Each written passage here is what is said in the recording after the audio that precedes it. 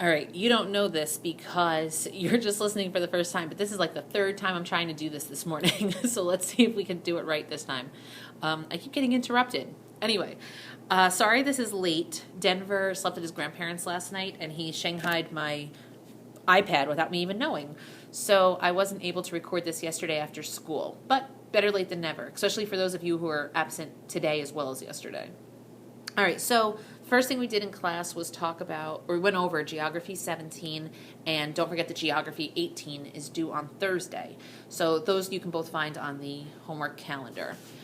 All right, so then what I decided to do was go over the worksheet that you guys worked on Thursday in the computer lab or library with Mr. Rambo. I feel like we've been talking about this sad topic of people living in extreme poverty and hunger. And as we start to wrap up that discussion and move on to the next Millennium Development Goal, it only seemed fitting to talk about the solutions that people have been proposing and implementing and what progress has been made. So let's just real quickly, I'll keep it short, we're going to go through these infographics. First off, this infographic here, I had no idea that mobile phones... What is happening? This is not working. Okay, here we go. I had no idea that mobile phones could have such a positive effect on people living in poverty. 4.5 billion phones. I'm sorry, this is all messed up. 4.5 billion mobile phones in the developing world right now. I don't know if it's enough or not, but what I didn't realize is that for females, for women, it helps them to feel safer, it helps them feel more independent, and it also opens up more opportunities for them, both educationally and professionally. For people living in poverty, this thing seems to go in the opposite direction. For people living in poverty, it can mean safety. It can help deliver education because remember, a lot of people in the developing world don't have access to education. So it can actually give them access to information, videos, things that they can learn from, which can help them in their lives. It can help keep them healthy. In some places, people don't have access to health information, clinics, medicine, but with information, even think about things like WebMD. Just putting that in someone's hands could really be helpful. And then the last one, which I really liked, was this idea that it could strengthen democracy. Especially right now, we're seeing so many countries in the Middle East and Northern Africa where the people are actually starting to successfully overthrow their governments because they are demanding democracy, which don't forget, that's one of their human rights. So as they start to put these democracies in place, they're using cell phones to help citizens know where they can vote and how to vote, which is so valuable for people who have never been able to do this before, who have never had a voice in their government. So all good things. Like I said, I didn't really think about the wide benefits of having a cell phone. All right. I love this infographic. I love the look of it. But it talks about micronutrient powder, which basically includes all of these essential vitamins, vitamin A, B, C, D, E, iron, copper, selenium, iodine, zinc, and that's not even all of them. But for people now here's the difference between hunger and malnutrition. For people who are malnourished, and we're primarily talking about young children because these years of development are so vital, it's just a little pouch of powder, and you pour it over something like oatmeal. It has to be something semi-solid, I read. So they pour it on, and then they get all of their daily nutrients for one day. And the best part is you can get this, 2,400 pouches for $80. That's wonderful. That can get a lot of nutrients in a lot of people's hands. All right. This infographic, I feel like I should preface by saying that I am sorry for my rant the other day because as we were looking at one infographic, it actually talked about GMOs and the problem with GMOs. Remember, we talked about how that's genetically modified foods. And I went on a little bit of a rant because my knowledge at that point was only about the negatives of genetically modified foods. And there are many negatives. However, in an effort to be open-minded and to educate myself, I listened to a podcast this weekend on GMOs, and what I learned is that really it can be done well and it can be done smart. And we just need to invest a little bit more money in studies to learn how to do this. And there have been ways that we have seen positive GMOs. So while I'm against Monsanto and certain GMOs that exist, I think there is room for good here. So, for example, using GMOs, we've genetically improved tilapia. I shouldn't say using GMOs. That was a poor way of referencing that. But we've genetically improved tilapia. We farm it and we're able to produce more for the Philippines. Same thing with cassava. Just by enriching it with different vitamins and things, cassava is a root vegetable. We were able to produce more in countries like Ghana. And then wheat, rice, corn, by just modifying them slightly in the way that they are genetically designed, we're able to produce more.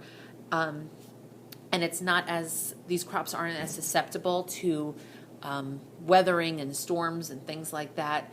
They produce more and they're more vitamin enriched. So all good things. So how can we invest more in the future? I love these points. First of all, we can put more money into agriculture, trying to get people the tools that they need and learn how to farm effectively. I never really thought about this. There's cattle in Africa. There's plenty of cows in Africa to provide milk to people. However, they catch these diseases, so they need vaccines. That seems easy enough, but it costs money. So we have to look into this.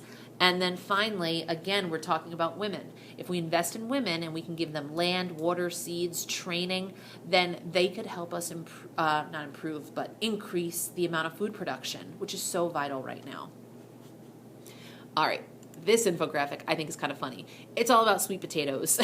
And the solution that this organization is suggesting is that we eat more sweet potatoes and we produce more sweet potatoes. Why? Because they are rich in vitamin A. And you might wonder, like, who cares? Why does that matter? But vitamin A helps because, as you see here, up to 500,000 children go blind every year. 6% of children deaths under the age of 5 are due to a vitamin A deficiency. And we talked about that. That's that child mortality rate, which we'll get to. And then 20 million pregnant women are vitamin A deficient. Now, in developed countries like our own, when you get pregnant, you go to the pharmacy and you get multivitamins because you and your baby, 2 people, have to keep those nutrients going. In countries, developing countries, where those multivitamins aren't as readily accessible, there's vitamin A deficiencies, which is bad for the mother and the baby, which are both goals, don't forget, with the Millennium Development Goals.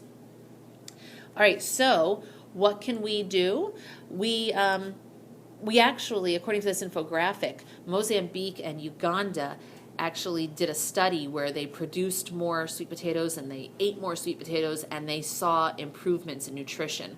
So how much does it take? The other point that I liked, basically just one single scoop, about 150 grams, can ensure that a child is getting all of the vitamin A that they need in one day, which is just incredible. All right.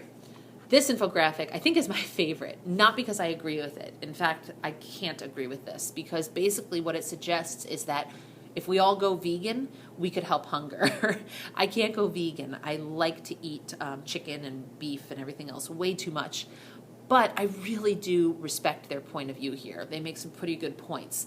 First of all, 30% of our land is used for cattle, for livestock that are raised just to be used for food. So that's land that we could use for agriculture.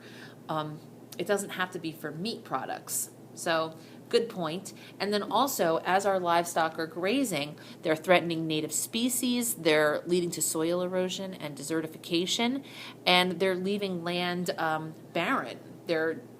I don't know what the word would be, but the land is less fertile as a result. So those are interesting points. Further, 16 pounds of grain are used to feed cows, or we could just give that food to people. Good point. Let's see what else we have here. Got to scroll down a little bit. What did I want to show you? Oh, the water. Sorry about that. I didn't realize this either. For the meat industry, I never really thought about this. And these numbers sound kind of crazy, but I guess I buy it. 235 trillion gallons of water were used in 2009 in the meat production industry. 235 trillion gallons. To produce soy, it was only 5 trillion gallons. So the point being here is if we all go vegan and eat soy instead, we could save 230 trillion gallons of water. And that was in the year 2009. So again, I don't completely agree with this. I don't see myself going vegan, but they are definitely interesting points that I think are, valuable to consider. All right, so how are we doing? Much, much better, as this infographic so plainly states. What we did in just 10 years is we halved the number of people living in extreme poverty, which was the goal. That was the target that we wanted to hit. That's incredible. And we met this goal 5 years ahead of schedule. And we met this goal in sub-Saharan Africa, which is incredible. So good things. But where are we still struggling? 1 in 8 people still remain hungry. So it will be interesting to see if hunger remains as a goal of the UN, or if we're even going to have MDGs in the next 15 years. But I guess we'll see next year in 2015. Anyway, you guys are trying to come down the hallway, and I know it's just a matter of seconds before one of you barge in here. So I'm going to wrap it up. But today we're going to start talking about education. So I hope you found this valuable. See you later.